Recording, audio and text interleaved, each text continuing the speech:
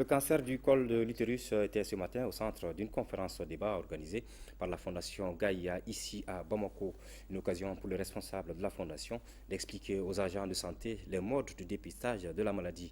Ils ont été aussi informés de l'existence d'un vaccin préventif contre le cancer du col de l'utérus qui sera bientôt introduit dans notre pays. Reportage de Moussa Fani. Le cancer du col de l'utérus est une maladie qui prend de plus en plus de l'ampleur et constitue de nos jours un véritable problème de santé publique au Mali. Il a été démontré que le dépistage du cancer du col de l'utérus diminue son incidence. Or, seulement 4,8% des femmes au Mali se présentent pour un dépistage chaque année.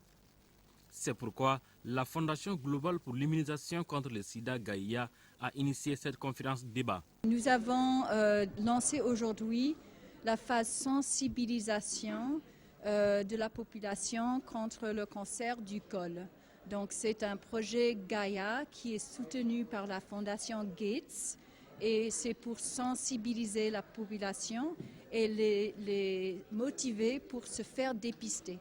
Selon la directrice scientifique de la Fondation Gaïa, l'utilisation du vaccin contre le cancer du col de l'utérus est autorisée au Mali, un vaccin qu'elle juge efficace contre la maladie. C'est un vaccin qui va arriver, qui a été déjà approuvé dans les pays développés.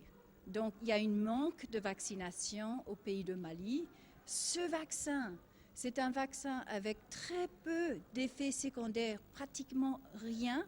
Nous invitons toutes les femmes maliennes à aller au CESCOM se faire dépister. La Fondation entend étendre la formation au personnel médical des autres CESCOM. Un couplage vaccin-dépistage devra permettre ainsi de diminuer l'incidence de cette pathologie.